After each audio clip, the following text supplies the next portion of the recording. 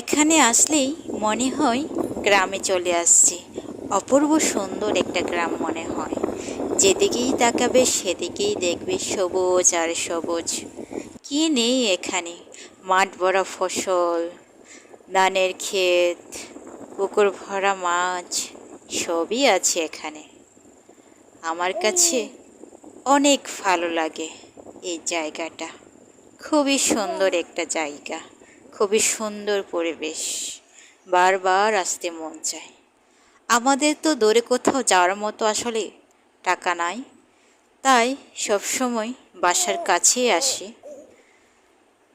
দামি রেস্টুরেন্টে গিয়ে খাবো সেই টাকাও আমাদের নেই, তাই 10 টাকার বাদাম কিনে খাই, এতেই আমরা অনেক খুশি।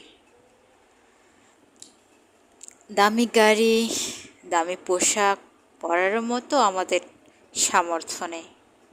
তারপরেও স্বপ্ন দেখি কোনো একদিন আমারও হবে। সে স্বপ্ন নিয়ে বেঁচে আছে, সেই স্বপ্নকে নিয়ে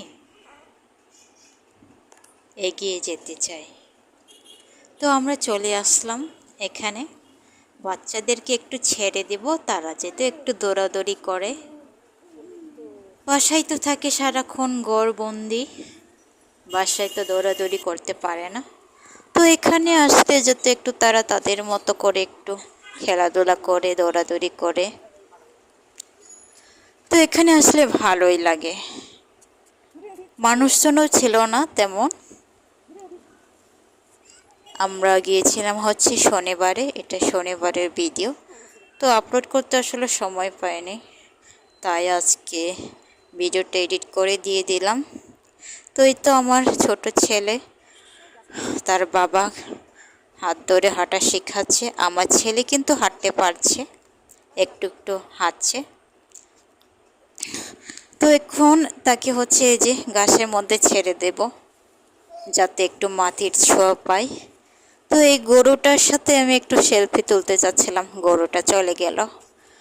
এই যে দেখো আমার মেয়ে গুটি গুটি পায়ে সে হচ্ছে ওই বেলুন মামার দিকে ছুটে যাচ্ছে। সে কিছু একটা কিনতে চাচ্ছে মনে হয়।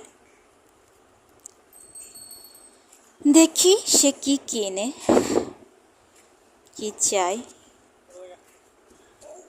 তা তো সবসময় বেলুনের দিকে চোখ যায়, কিন্তু না, সে বেলুন নিল না। পরে নিল সে একটা বাঁশি, কিন্তু সে তো বাঁশি ফু দিতেই জানে না। কি আর করা।